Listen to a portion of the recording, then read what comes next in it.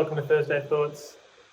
Couple things this week, continue to work on the foiling fundamentals. I've just done a bunch of videos going through pumping technique, kind of splitting it up into 3 gears and kind of the bonus gear of paddle pumping. But porpoise pump, speed pump, efficiency pump, and then the paddle pump if you're using the paddle for downwinding as well. And that's been a really good one to go through and sort of set out the basics of why you do different things depending on where you're at. It kind of goes back to your stance and where you're standing, which is a really important one. But that's all within that Coach Casey Club course, and I do recommend go and have a look at that because I guarantee you it's going to help you foiling, especially for pumping around in between waves or in between bumps or jibing, tacking, all that sort of stuff. It's going to help, so check that out.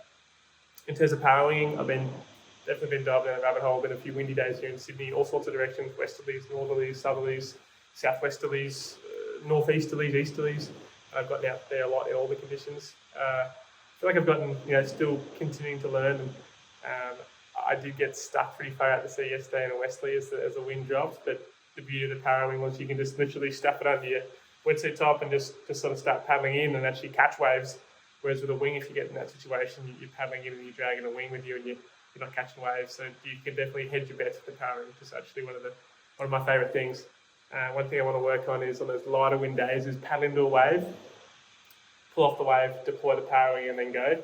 I haven't seen that being done, but I think to me it's an awesome way to get up on foil in lighter wind conditions when the waves are nice.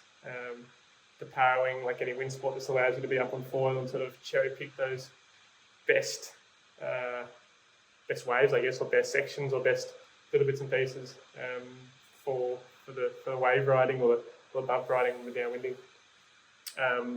Got some good westerlies coming, such a one right now, and I'm really keen to do an upwind downwind in our where the deflate downwinder originally became a thing for me.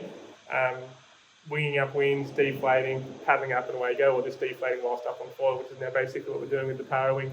I love that the Parawing's basically an evolution of that deflate downwind and basically created this need for going upwind like we do from Palm Beach when we go up to Flint and Steel, and then maximum enjoyment on the downwind section.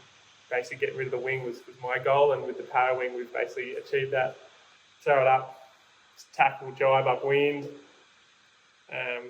stow it downwind when you come to the end of the downwind run, throw it back up and get back up to the start of the run again. So I'm excited to put that into action this weekend, and I think it's going to be a success. Looks like it's going to be really windy, and I feel like I've got the equipment to make it work. So stay tuned on that. But they're my thoughts for this week. The Parawing, just keep progressing. And the other thing on the Parawing, getting into waves, and when it's like offshore, the wind gets stronger when you're on the wave. It's actually quite hard to depower it. I've been kind of grabbing the front lines and basically making a mess of the pack down, enough to ride the wave, but not enough to then throw it back up into the air. So what I've been doing is I've actually been, when I see the wave set coming, I actually sort of go straight downwind towards it, pull it in, pump to the wave and turn, and then ride it, and then when I pull off the wave I can then redeploy it. But it's so much cleaner depowering the wing when you're going straight downwind versus when you're going sort of hard upwind into the wind with a wave uplift. It's really hard to depower it cleanly. So if anyone's got any advice for me out there for how to depower it cleanly so you can redeploy it cleanly, let me know. But as I said earlier, working on those foiling fundamentals course now, and I am jotting down notes and stuff for the Parawing course too. We are going through a lot of Parawing stuff on Talkback Tuesday, our weekly coaching call, part of the Coach Casey Club.